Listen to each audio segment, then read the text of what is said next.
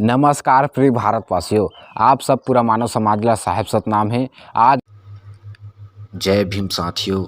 छत्तीसगढ़ राज्य में राजधानी रायपुर में बाबा साहेब डॉक्टर भीमराव अंबेडकर जयंती समारोह शहीद स्मारक भवन रायपुर में किए गए मानव समाज, जिसके आयोजक थे छत्तीसगढ़ राज्य आरक्षित वर्ग अधिकारी कर्मचारी फेडरेशन, जिसमें पदोन्नति में आरक्षण एवं SC/ST जो अधिकारी कर्मचारी है उनके जो संवैधानिक अधिकार है और जो उनके संवैधानिक अधिकार का हनन हो रहा है उसके बारे में संगोष्ठी का आयोजन किया गया था, जिसमें सभी अलग अलग जगहों से पदाधिकारीगण पहुँचे थे और अपने हक और अधिकार के बारे में एक अच्छा संगोष्ठी का आयोजन शहीद स्मारक भवन में किया गया, जिसमें संविधान के बारे में चर्चा हुआ और अपने अधिकारों एवं मांगों को कैसे हम पा सकते हैं, इन सभी विषयों पर चर्चा हुआ और बाबा साहब डॉक्टर भीमराव अंबेडकर जयंती मनाया गया। साथियों, तो वीडियो को पूरा जरूर देखिए। जय भीम, जय संविधान। साथियों, मैं हमारे सतनामी समाज जिला धमतरी के अध्यक्ष सर भाव सिंह डाहरे सर के साथ गया था मानव समाज। आदरणीय माननीय इंजीनियर हर्ष मेश्राम साहब शुरू से ही हमारे आंदोलन में एक सहभागी होकर काम करते रहे हैं और बहुत बड़े लीडर हैं। मेश्राम सब्जेक्ट है।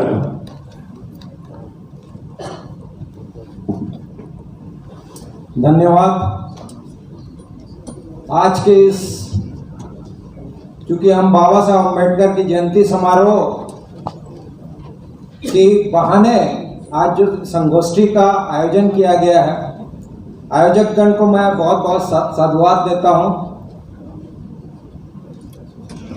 सभी को जय भीम, जय जोहार, जय सतनाम, जय संत रविदास और तमाम उन महापुरुषों, बहुजन समाज के महापुरुषों को नमन करते हुए सम्मानीय मंच में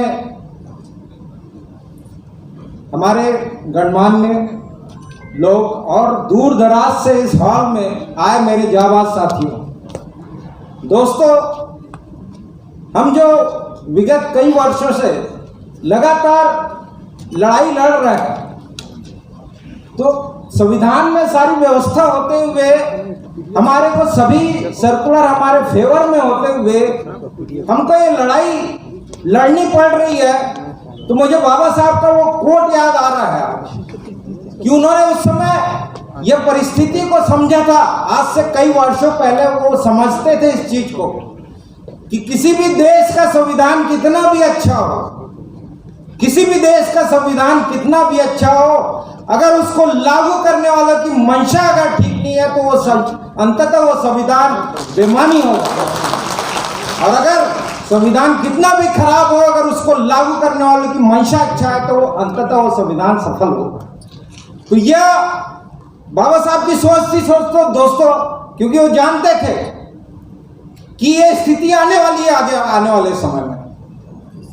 आज हम जब देखते हैं लगातार, अब देखिए 1950 से संविधान में आरक्षण का प्रावधान दिया है, पदोन्नति में रिजर्वेशन का प्रावधान दिया है, लेकिन आप लोगों ने देखा होगा क्रोनोलॉजिकल देखेंगे आप तो उस समय चूंकि हमारे लोग ज्यादा पढ़े लिखे नहीं थे, उनको संविधान नहीं पढ़ पाते थे, सर्कुलर नहीं पढ़ पाते, जो शासन के सर्कुलर थे, तो जो उच्च पदों में बैठे थे, जो पढ़े लिखे लोग थे, वो कई सालों तक तो संविधान का इंप्लीमेंट ही नहीं कर रहे, आरक्षण को इंप्लीमेंट ही नहीं किए।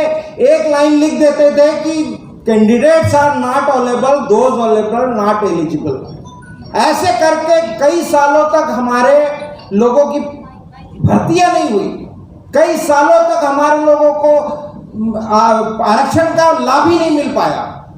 और जब हमारे लोग धीरे धीरे पढ़ने लगे, एक संघर्ष किए, हमारे लोग संगठित हुए, सर्कुलर को जाना, संविधान को पढ़ा, तब धीरे धीरे आप लोगों ने देखा होगा कि फिर भर्ती, विशेष भर्ती अभियान और ये सब चलने लगा धीरे धीरे देश में। तो कहने का मेरा मतलब ये है दोस्तों कि हमको अपने संविधान में प्रदत्त शक्तियों को पाने के लिए भी सतत संघर्ष करना पड़ेगा, सतत सजग रहना पड़ेगा, सतत लड़ाई लड़नी पड़ेगी। दोस्तों आज ये दौर है, हम देख रहे हैं आज कि आप देखेंगे विगत 25-30 सालों में पहले सिर्फ हमारे क्लास 3-4 के लोगों का अपॉइंटमेंट होता था, भर्तियां होती थी। क्लास 2 और क्लास 1 में तो हमारे नगण्य मात्र लोग रहते थे। और आज जब आप देखेंगे विगत 25-30 वर्षों में आप देखोगे कि हमारे लोग क्लास 1 और सुपर क्लास 1 और क्लास 2 में हमारे लोग आने लग गए और समझने लग गए, पढ़ने लग गए, संविधान को जानने लग गए। नहीं तो आपको मालूम था कि किसी ने इंदिरा साहनी जैसे केस को जो 1992 में किसी को मालूम नहीं था। एम नागराज का केस 2006 में आया, किसी को उसकी जानकारी नहीं थी। जब 2014 में एम नागराज के केस को लेके उत्तर प्रदेश में हमारे लोगों की पदोन्नति को रिवर्ट कर दिया गया, तब हमारे लोग को यह समझ में आया कि ये क्या हो रहा है यार, रिवर्ट कैसे हो रहा है। उस समय हमारे लोग जब सर्कुलर पढ़े समझे थे, एम नागराज का वो केस लोगों को समझ में आया कि उसमें ये प्रावधान दिया गया था 3 कंडिका दी थी, जिसको इम्प्लीमेंट किए बिना आप पदोन्नति में आरक्षण नहीं रख सकते। तो ये जो प्रावधान किया गया जो हम लोग नहीं कर पाए, तो ये लड़ाइयां इतनी ज्यादा लड़ रही है, हम लोग देख रहे हैं दोस्तों। 4 फरवरी 2019 को जैसे आप सबको मालूम है कि जो केसेस थे उसमें स्टे दे दिया गया था पदोन्नति में आरक्षण में, और यह लड़ाई हम लोग सुप्रीम कोर्ट से लेके हाई कोर्ट लेके हर जगह राष्ट्रीय आयोग तक इस मुद्दे को उठाया गया। लेकिन दिक्कत इस बात की है दोस्तों कि हर चीज प्रावधान होते हुए हर प्लेटफॉर्म में हम बातों को उठा रहे हैं, लेकिन हमारी बातों की सुनवाई कहीं नहीं हो रही। हम लोग पिछले समय जब 4/2/2019 को जब स्टे मिला था, उस समय तत्कालीन गवर्नमेंट ने तो कम से कम ये कर दिया था कि एक पदोन्नति तब तक नहीं दिया जाए जब तक नया सर्कुलर नहीं बन जाए। तो उस समय कम से कम पदोन्नति रुकी थी, और नया नोटिफिकेशन जब 22/10/2019 को हुआ, उसके बाद पदोन्नतियां शुरू हुई थी। लेकिन इस समय जब 16/4/2024 का जो आदेश आया, उसके बाद हम लोगों ने सरकार से कितनी गुहार लगाई, हर प्लेटफॉर्म से हर लोग जाके मिले और सरकार को यह कहा हम लोगों ने कि कम से कम पदोन्नति में रोक का एक आदेश निकल जाए यहाँ से, जब तक नई नियम नहीं बनते। लेकिन कहीं सुनवाई नहीं हो पाई दोस्तों। तो इसलिए बड़ा दुख होता है। आज हम ये भी नहीं कर सकते कि सरकार में हमारा लोग नहीं है, हमारे लोग नहीं है। आज मुखिया, इस प्रदेश का मुखिया हमारा आदमी है, फिर भी हम इतने लड़ाई थे दोस्तों। 45% इस छत्तीसगढ़ के SC/ST के लोग अपने अधिकारों के लिए दर दर की ठोकरें खा रहे हैं, जबकि हमारे पास आदेश है 1/5/2023 का आदेश जो सुप्रीम कोर्ट ने पदोन्नति में और नियुक्तियों में आरक्षण का प्रावधान दिया था, लेकिन तत्कालीन गवर्नमेंट ने उसे सिर्फ नियुक्तियों में लागू किया और पदोन्नति में लागू नहीं किया। और इसलिए हमारे लोगों के कई पद सामान्य वर्गों से भर दिए गए, और सामान्य वर्ग से पद भर दिए गए तो इसका हमारा दोहरा हमको नुकसान हुआ दोस्तों। पहले तो हमारे लोगों की पदोन्नति नहीं हुई, दूसरी अगर आप पदोन्नत नहीं होंगे तो नीचे सीट खाली नहीं होगी, आपकी नियुक्तियां नहीं हो रही। तो ये कितना बड़ा नुकसान इस प्रदेश में इन वर्गों का हुआ है, ये आप सब समझ सकते हैं दोस्तों।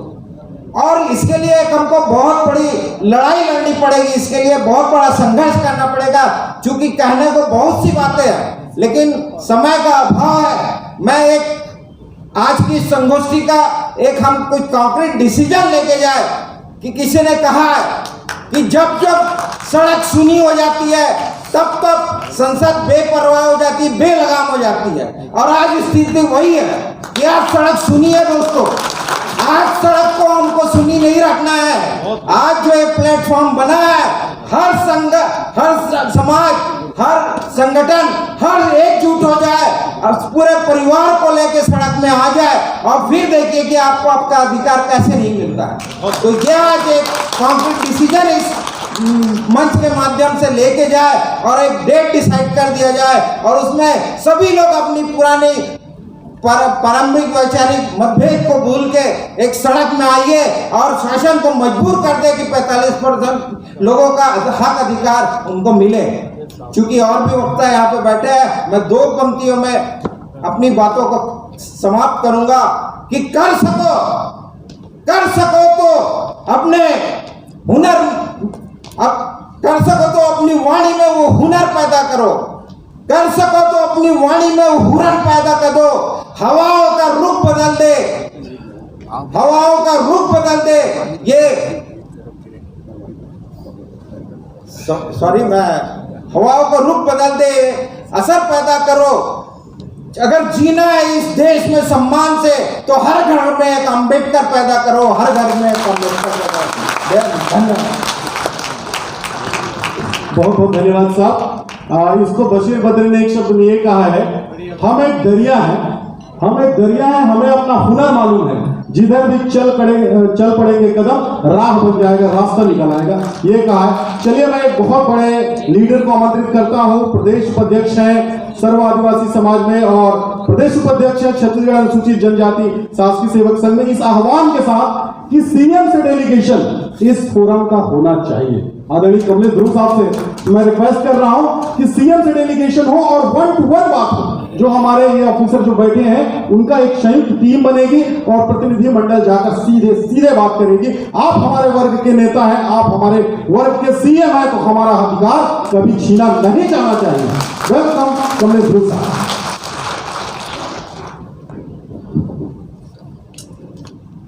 जय जोहार, जय छत्तीसगढ़, जय सतनाम, जय भीम, जय अजाक्स, जय जनजाति शासकीय सेवक संघ। आप लोगों ने इतना बढ़िया कार्यक्रम कराया जिसके लिए सोजली के विनोद जी, शैलेश जी, ये दोनों बहुत धन्यवाद के पात्र हैं। बहुत बड़े स्नेही जन हैं जो समाज में जीते हैं और अपने आज इम्प्लीमेंट पता नहीं संविधान का हुआ कि नहीं हुआ है अब तक, लेकिन आप लोगों ने बाबा साहब के दिखाए हुए रास्ते को अपना इम्प्लीमेंट करके आज बताया है, इसके लिए विशेष थैंक यू। आज इसलिए जरूरत पड़ जाती है कि बाबा साहब को किसी ने, जब अम्बेडकर साहब को जब किसी ने संविधान सौंपते हुए देखा था तो विदेशों में बात हुई थी कि चर्चिल ने तो यहाँ तक कह डाला था कि ये संविधान ज़्यादा दिन तक नहीं टिकेगा, लेकिन टिकने के साथ साथ जितने ये संविधान पुराने होते जा रहे हैं, जितने संविधान की उम्र बढ़ती जा रही है, उतने ही ज़्यादा इनकी लोकप्रियता बढ़ती जा रही है पूरे ब्रह्मांड में। इस बात का हम इस बात के आप गवाह हैं कि आज ऐसे समय में संविधान का जैसे इम्प्लीमेंटेशन करने की बात आई जो नहीं हो पा रहा है, लेकिन करवाने की मंशा उस समय बाबा साहब के साथ में, लोगों के साथ में उनके विचारों का एक सामीप्य था, समीपता थी, उनके वो विचारों के साथ जुड़े हुए थे।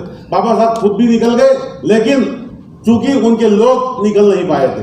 आज ऐसे नेता आपको कहीं मिलेगा नहीं और ऐसे नेताओं की जरूरत है। राजनीतिक नेता हम लोगों ने बहुत बार पैदा किया है। आज 1950 से जब से इलेक्शन हो रहे हैं तब से हम राजनीतिक नेता पैदा करते हैं, राजनीतिक सीएम चुनते, राजनीतिक प्रधानमंत्री चुनते, सामाजिक नेता पैदा नहीं कर पाए, इस बात का नहीं। और जब तक आप समाज के साथ, जिस समय की बात कह रहे हैं यहाँ कि हम बुद्धिजीवी हैं, यही वर्गीकरण है। वर्गीकरण वो नहीं जो इकोनॉमिक वीकर सेक्शन EWS को जो रिजर्वेशन मिला है। हम बोलते हैं कि इकोनॉमिक वीकर रिजर्वेशन यहाँ पे लागू होना चाहिए, क्योंकि हम आज उनसे उठ गए हैं। शायद हम अपनी जिम्मेदारी के एहसास हमें नहीं है और हम वो काम नहीं कर पा रहे हैं। इस बात का हमें बहुत दुख है। नहीं तो क्या पिंगुआ समिति क्वांटिफाइएबल डाटा, इस बात को मैं किसानों के साथ जोड़ूं कैसे? इसलिए कि आप फलाना SLP आपने दायर की सुप्रीम कोर्ट, हमारे लोग निरक्षर हैं आज भी, इसलिए कि 70 सालों में हमारा आदमी साक्षर भर बन पाया है, शिक्षित नहीं हो पाया है। और बाबा साहब ने कहा शिक्षित बनो। तो जब 70 साल तक हम शिक्षित नहीं हो पाए हैं तो संगठन की कल्पना तो छोड़ दीजिए, आप कभी नहीं कर सकते। आप संगठन कैसे होगा?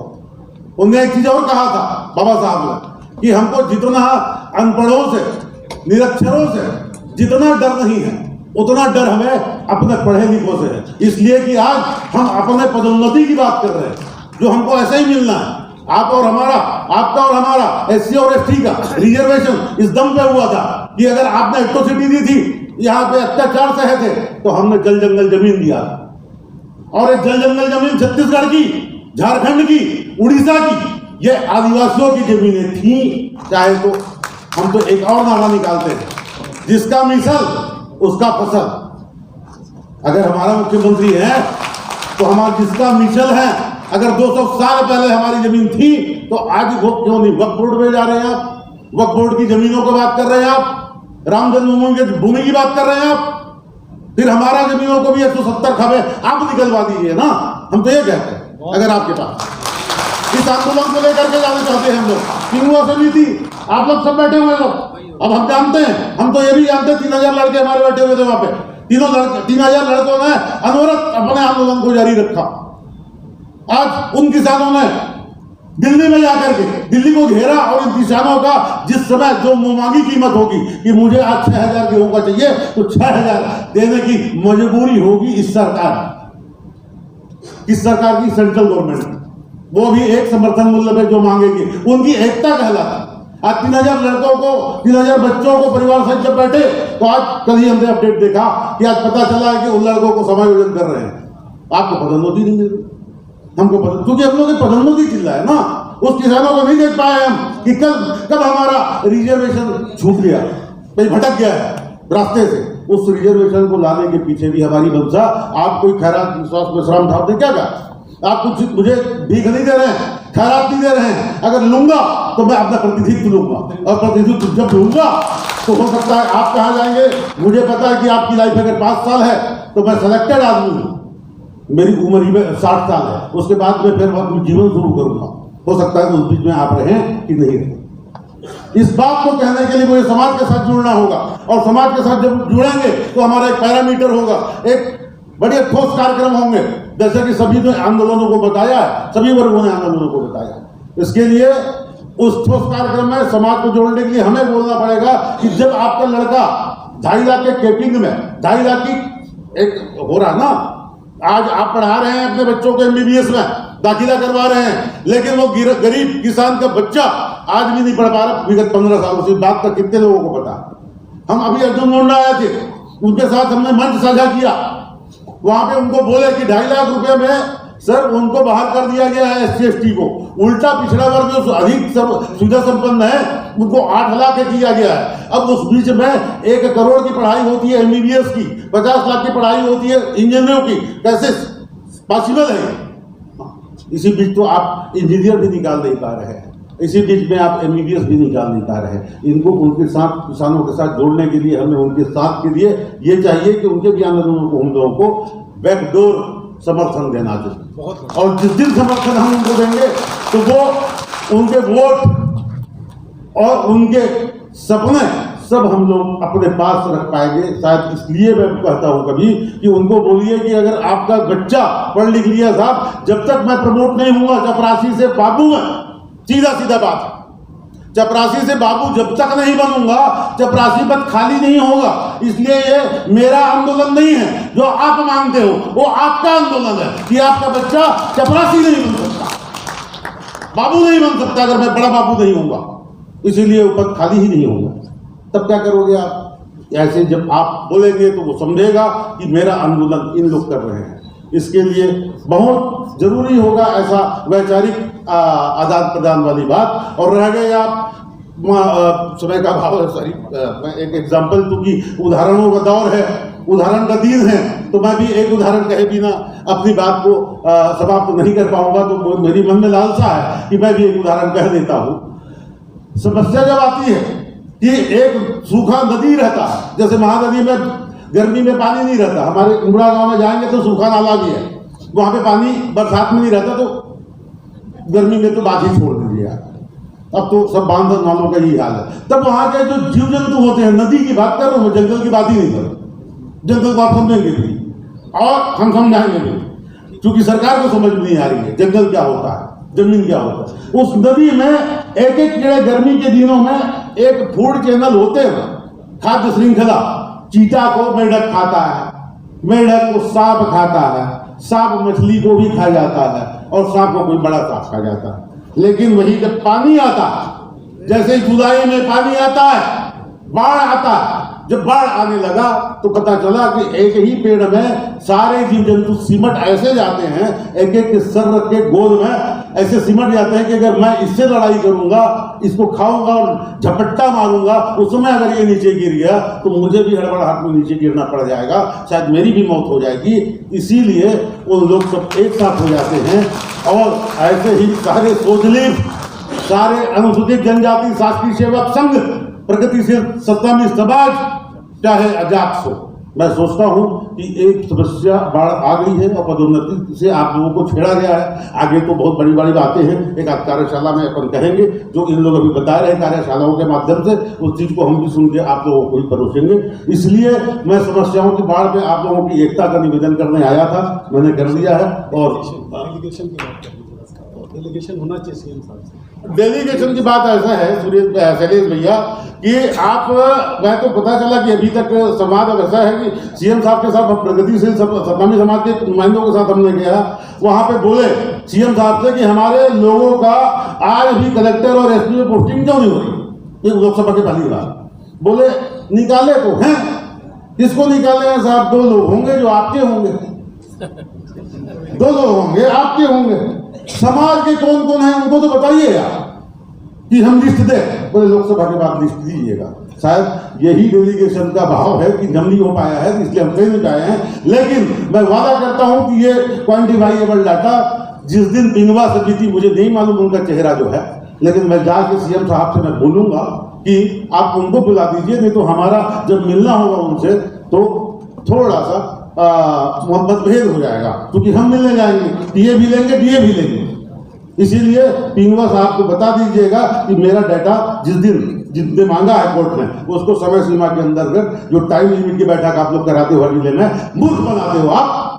ये चीजें आपको करनी है और करनी है, और हम कहेंगे इस बात को, अब उस दिन कहेंगे जिस दिन आप लोग सब तैयार हो जाए कि कहना कब है।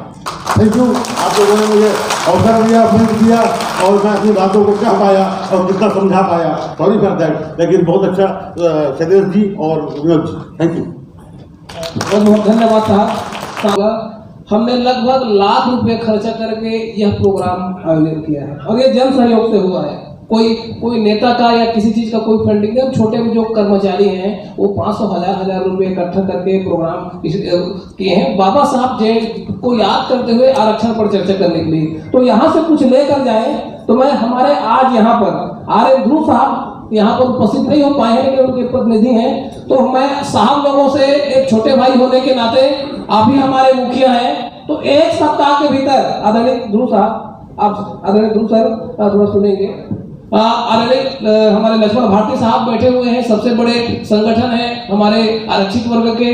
जनजाति शासकीय सेवक संघ 32% हमारे शासकीय कर्मचारियों को रिप्रेजेंट करते हैं, और हमारे अनुसूचित जाति समाज के बड़े संगठन प्रगतिशील सत्तामी समाज के मुखिया बैठे हुए हैं। हमारे बौद्ध समाज से भी आदरणीय मेश्राम साहब, एमडी वाल्दे साहब यहाँ पर बैठे हुए हैं। जनजाति शासकीय सेवक संघ और प्लस सर्व आदिवासी समाज से भी प्रतिनिधित्व करने के आदरणीय चंद्रवंशी साहब और कमलेश ध्रुव साहब बैठे हुए हैं। तो सप्ताह भर का समय ले लीजिए, और सप्ताह भर का समय लेके चाहे वो आदरणीय हमारा लक्ष्मण भारती साहब के ऑफिस में बैठक हो जाए, या प्रगतिशील सत्तामी समाज के ऑफिस में बैठक हो जाए, या कोई हमारा कंवर समाज का भवन हो वहां बैठक हो जाए। और आपसे सादर आग्रह है सर कि ये इस बार की जो बैठक है वो दयालदास बघेल जी को लेके, केदार कश्यप जी को लेके और राम विचार नेताम जी को लेके आप सब के सब जाएंगे तो वो ना नहीं कहेंगे। और ये जो बैठक है ये ऐसी होनी चाहिए कि वो रात में 11 बजे नहीं जाएंगे, हम रात में 11 बजे नहीं जाएंगे, हम 12 बजे जाएंगे और वर्किंग डे में जाएंगे। और वहीं पर बोले कि साहब आप सामान्य प्रशासन विभाग के सचिव जो नए हैं रजत कुमार को बुलाइए, और ज्यादा दिक्कत है विधि के सचिव को बुला लीजिए। और जब तक आप ये नहीं करते हैं तो ये जो 2 SLP है हमारे पास, एक 5/2023 की और एक अभी हमारे बिजली विभाग के साथियों ने लाया 24/2/2025 की, इन दोनों SLP को सामने रखते हुए कि भाई आप एक तरफ सीधी भर्ती में आप आरक्षण देख रहे हैं इसी SLP के तहत, अब तो कोई कानूनी अड़चन नहीं है। जब कानूनी अड़चन नहीं है तो रिजर्वेशन प्रमोशन देने में क्या समस्या है? और जब तक आपका पिकवा कमेटी रिपोर्ट प्रस्तुत नहीं करता है तब तक आप इस निर्णय के आधार पर आप पदोन्नति के लिए रिजर्वेशन दीजिए। तो हम यही सर, हम जो आपके छोटे भाई हैं, गुरुजी लोग हैं, छोटे कर्मचारी हैं, हम आपसे आग्रह करते हैं साहब कि एक सप्ताह के भीतर कोई ऐसा डिसीजन लीजिए और इसका सारा दारोमदार हम तो आदरणीय लक्ष्मण भारती साहब को देते हैं, सारा हम प्रगतिशील के हमारे डॉक्टर भट्टाचार्य साहब को देते हैं, आदरणीय आर्यन साहब को देते हैं, कमलेश ध्रुव साहब है, तो आप सबके ऊपर ही हमारे नजर टिकी हुई है। हम तो छोटा मोटा एक उछल कूद कर रहे हैं साहब, कोई बहुत बड़ा काम नहीं कर रहे हैं, ताकि वो जो प्रशासन है उसमें दबाव बना रहे। रीना जमील मैडम से हमारी मुलाकात हुई थी, अभी 25 टीपीसी पीएससी में पड़ी हुई है, नायब तहसीलदार से तहसीलदार, तहसीलदार से डिप्टी कलेक्टर, हमारे प्राचार्य की। हमने मैडम को बोला है क्या पता हम कर पाते हैं नहीं कर पाते हैं। मैडम जी बोले कि 1 महीने के भीतर जितने भी जिम्मेदार अधिकारी है सब अधिकारी के खिलाफ हम लोग छत्तीसगढ़ लोक सेवा अनुसूचित जाति जनजाति पिछड़े वर्गों का आरक्षण अधिनियम 1994 और एट्रोसिटी एक्ट 1989 के तहत हम थाने में फरियाद कराएंगे, ऐसा बोल के आए हैं। अब कर पाते हैं या नहीं कर पाते हम देखते हैं। तो हमको ये भी करना चाहिए, छोटा मोटा प्रयास है, मुख्य प्रयास तो आदरणीय हमारे जो अग्रज बैठे हुए हैं इनके वजह से है। तो आप हमको उम्मीद है कि आप हमें निराश नहीं करेंगे। तो चलिए, मैं उद्बोधन के क्रम में काफी कम समय है और अच्छा लगा कि हमारे आमंत्रित जो विशेष अतिथि हैं, चीफ गेस्ट हैं, वो जब मंच में होते हैं तब हमें महसूस होता है कि हम बड़ा कार्यक्रम कर रहे हैं। Great welcome sir, grand salute. मैं आमंत्रित करता हूं ज्वाइंट डायरेक्टर बीज निगम से अश्वनी बंजारा साहब, कोर फाउंडर सोजलीफ रायपुर से स्टेट मेंबर हैं। ग्रेट वेलकम सर, आदरणीय अश्वनी बंजारा साहब।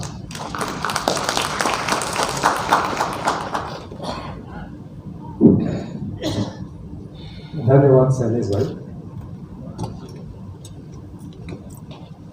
मान्यवर डॉक्टर भीमराव अंबेडकर साहब के जयंती के अवसर पर मंचस्थ आदरणीय कमिश्नर साहब, आदरणीय विभागीय जांच आयुक्त महोदय एवं सम्माननीय अतिथिगण, सदन में उपस्थित छत्तीसगढ़ राज्य के कोने कोने धारे हमारे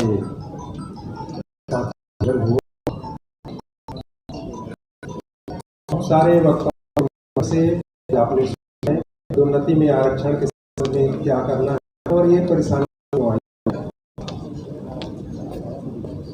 मैं समझता हूँ हमको धन्यवाद देना चाहिए जिन्होंने पदोन्नति के आरक्षण पर विराम लगाया, वो विष्णु प्रसन्न तिवारी को, तो छत्तीसगढ़ सरकार को जिसने रोक लगाया, इसलिए आज आप यहाँ पर उपस्थित हैं। अदरवाइज आप यहाँ ऐसे संगठन के माध्यम से ऐसे मंच में उपस्थित नहीं होते। तो हमको उनको धन्यवाद करना चाहिए कि हमको अवसर दिया, हम अभी अपने अधिकारों के बारे में जाग सके और आज हम चिल्लाने लगे हैं कि हमको पदोन्नति में आरक्षण चाहिए। अदरवाइज ये परिस्थितियाँ निर्मित नहीं होती है। तो जब जाग गए हैं, तो यहाँ भी देखिए जागे हैं, तो मुझे ऐसा लगता है शिक्षा विभाग का कौन ज़्यादा जागा है, बाकी विभाग के लोग अभी भी सोए हुए हैं। तो बाकी विभाग के भाइयों से भी मेरा निवेदन रहेगा कि आप भी जागिए, नहीं तो अभी बहुत सारी कहानियां हमने सुनी हैं, सांप का, मेढक का, चूहा का, बकरा का, सबकी बारी आएगी। तो हमको संगठित रहने की आवश्यकता है, समय की सीमा है और हमारे वरिष्ठ अधिकारीगण भी आए हैं, मार्गदर्शक आए हैं, उनको भी हमको सुनना है। तो आज इस कार्यक्रम के सफल आयोजन के लिए आयोजनकर्ताओं को मैं धन्यवाद देना चाहूँगा और आपकी गरिमा में उपस्थिति के लिए आपको मैं नमन करना चाहूँगा। मैं ऐसा समझता हूँ कि कोई कार्य कठिन नहीं है यदि हम उसको तन मन धन से चाह लें। दुष्यंत कुमार जी कहते हैं, कौन कहता है कि आसमान में सुराग नहीं हो सकता, एक पत्थर तो तबीयत से उछालो यार। इन्हीं शब्दों के साथ मैं अपनी वाणी को विराम देता हूँ। आप सबको पुनः बहुत बहुत धन्यवाद। बहुत बहुत धन्यवाद बंजारा साहब, आपने बहुत ही कम समय लिया है और मुकम्मल बातें कही हैं। चलिए, मैं आमंत्रित करता हूं एक और हमारे ऑफिसर हैं, प्रदेश महासचिव हैं छत्तीसगढ़ अनुसूचित जनजाति शासकीय सेवक संघ से, श्री NR चंद्रवंशी साहब। उसके बाद जो है हम अपने विशिष्ट अतिथि और स्पेशल गेस्ट को सुनेंगे। तो प्लीज टाइम को ध्यान रखेंगे सर। सम्मानीय मंच, महापुरुष के जयंती के अवसर पे हम लोग यहाँ इकट्ठा हुए हैं। बहाना है पदोन्नति में आरक्षण का, और ये पदोन्नति में आरक्षण हम लोग 2019 से लगातार लड़ते आ रहे हैं, चाहे वो सड़क की लड़ाई लड़े हो, चाहे इस एसी रूम में बैठ कर 2024 16 अप्रैल को जब फैसला आया था लेटेस्ट, उस समय भी हम लोग विद्युत मंडल कर्मचारी संघ के बैनर तले अनुसूचित जाति जनजाति के जितने भी संगठन हैं, उसमें सामाजिक संगठन भी साथ आया था। मई जून जुलाई तक प्रयास किए, कमेटी का गठन हुआ, शांत हो गए। फिर पुनः एक अवसर आया कि अनुसूचित जनजाति शासकीय सेवक संघ के बैनर तले हम लोग नवा रायपुर में एक दिवसीय आंदोलन किए। फिर ये आज का मौका है जो पदोन्नति में आरक्षण के लिए हम लोगों को एकत्रित होने के लिए मजबूर किया गया, या हम लोग मजबूर हुए। हमारे जितने भी वक्ता हैं, आप लोगों को बहुत बढ़िया मैसेज देके आप लोगों में एक संचार का बीज बोया है, और बीज को फल के रूप में परिवर्तित करने के लिए हमको सड़क की लड़ाई लड़ना पड़ेगा, क्योंकि जब तक सड़क की लड़ाई नहीं लड़े हैं तब तक हमें अपना अधिकार मिला नहीं। तो मैं और ज़्यादा ना कहते हुए, समय की पाबंदी भी है, तो इतना कि बिना सड़क में उतरे सरकार के पास आवाज़ जाती नहीं है। ये आप लोग सोच रहे होंगे कि आज जो हम लोग यहाँ बैठे और दुनिया भर का एक ही है, ये बहुत अच्छे से वहाँ तक पहुँच पाएगी ऐसा नहीं लगता है मुझे, क्योंकि मीडिया वाले भी ये सब चीज़ को दिखाते नहीं। तो इतना कह के मैं अपनी वाणी को विराम देना चाहूँगा। यहाँ मुझे बोलने का अवसर दिया, उसके लिए आयोजक को धन्यवाद। बहुत बहुत धन्यवाद चंद्रवंशी साहब। और चलिए अब मैं स्त्री शक्ति को नमन करते हुए विशेष आमंत्रित करता हूँ। अति विशिष्ट अतिथि के आसन में विराजमान है चाइल्ड स्पेशलिस्ट डॉक्टर स्नेहलता हुमने में, सोशल जस्टिस लीगल फाउंडेशन से कोर मेंबर गरियाबंद जिला। Welcome ma'am.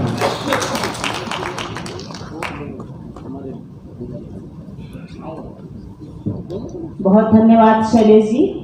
आदरणीय मंच और उपस्थित सभी यहाँ पर जो उपस्थित है गण, बहुत सारी बातें तो कही, संवैधानिक और सारी लीगल जो भी चीज़ यहाँ पर डिस्कस हुई है उसका परिपालन हो, पर साथ में जिस तरह सड़क की लड़ाई जो अभी तक में हमने कोर्ट वगैरह में लड़ा, इस लड़ाई में प्रमोशन में आरक्षण की लड़ाई में मैं भी 2018 से लगातार सोजनीत में साथ दे रही हूँ, उनके साथ खड़े हैं। पर एक जो लड़ाई हमारी यहाँ पर डांगी सर ने कही कि हम एक तो सवर्णों से लड़ रहे हैं, वहाँ पर हमारी असमानता है, दूसरा हम अपनों से लड़ रहे हैं।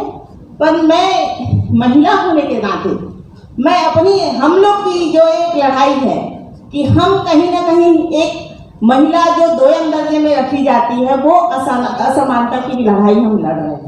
तो मैं चाहूँगी कि यदि हम सड़क की लड़ाई लड़े या कहीं भी लड़ाई लड़े, वो लड़ाई हमारी महिलाओं के बगैर जो है वो कभी भी मतलब हो ही नहीं सकती थी।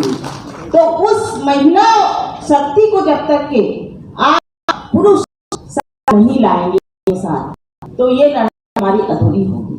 आप जब सड़क में बात कर सोचिए अपनी महिला उसके साथ 2 बच्चे आए तो वो आई और